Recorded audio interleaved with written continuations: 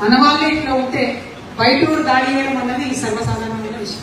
ఇలా బయటూరు ఏం చేస్తున్నాడు, జూన్ 2వ తారీఖు రాగానే ఒక సిగ్నాక్టర్ వచ్చి తెలంగాణ వాదులంతా కూడా ఉగ్రవాదంతో సమానం అని ఒకసారి మళ్ళీ ఆయన్ని ఢిల్లీకి పోయి కాదు మీరు వేర్పాటు వాదం అంటారు.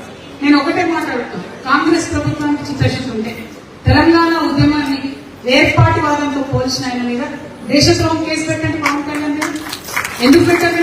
పెట్టాలి కదా. అదే నువ్వో నేను పోయి మీరు వేర్పాటు వాదం అంటే ఊరుకుంటారు, తెల్లారి కేసు పెడతారు. మొన్నటి నుంచి మేము సింగరేణి కార్మికుల కోసం తిరుగుతున్నాం, ఎక్కడ పోయినా గేట్లు తాళం వేసి నూకొని పోయినా కూడా లోపల కేసు పెడుతున్నాను. మరి ఎందుకు కేసు పెట్టు? పవన్ కళ్యాణ్ వచ్చి నువ్వు వేర్పాటు వాదం అంటే కేసు పెట్టవా? మీది దేశద్రోహం అంటే కేసు పెట్టవా? వేర్పాటు వాదం అంటే దేశం నుంచి విడిపడడం. అడిగిన మనం దేశం నుంచి విడిపడతామా? ఎప్పుడన్నా ఎత్తిన మా తెలంగాణ ఉద్యమంలో మేము అందరం మాత్రం పాడమని ఆ తలకాయలేని సినిమా యాక్టర్ మాట్లాడే మాటలన్నిటికీ చూసుకుంటే ఎట్లా ఊరుకుంటుంది కాంగ్రెస్ ప్రభుత్వం? అంటే సినిమా వాళ్ళకు ఒక న్యాయం, ఆంధ్ర వాళ్ళకు ఒక న్యాయం, తెలంగాణలో ఒక న్యాయం. ఇదే మేము పోయి సెక్రటేరియట్ ముంగట బదిలీ వచ్చి ధర్నా చేస్తాం. పెట్టలేము అంత కేసు, తీసుకుని అరెస్ట్ చేయాలి మమ్మల్ని అందరూ. ఎందుకు ఇవ్వాలి? ఆ సినిమా యాక్టర్ వచ్చి సరే మళ్ళీ వేరే రోజు అంటే వేరు.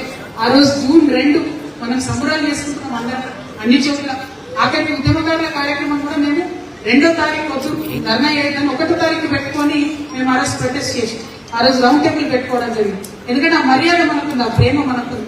అందరూ తెలంగాణ అవతరణ దినోత్సవం సెలబ్రేట్ చేసుకుంటే మనం ఎట్లా ధర్నా చేస్తామనే విఘ్నత మాకుంటుంది. అంటే ఆ రోజు వచ్చి ఒక ఆంధ్రాయణ వచ్చి అక్కడ మీటింగ్ పెడితే దేశద్రోహం అంటే తెలంగాణ ఉద్యమకారులు ఉగ్రవాదులు అంటే కేసు పెట్టలేనటువంటి చాతగాని ప్రభుత్వం తెలంగాణలో ఉంటే న్యాచురల్లీ ఆంధ్రుడు వచ్చి దాడి చేస్తారు, న్యాచురల్లీ పక్క రాష్ట్రం వచ్చి మనకు మాట్లాడారు.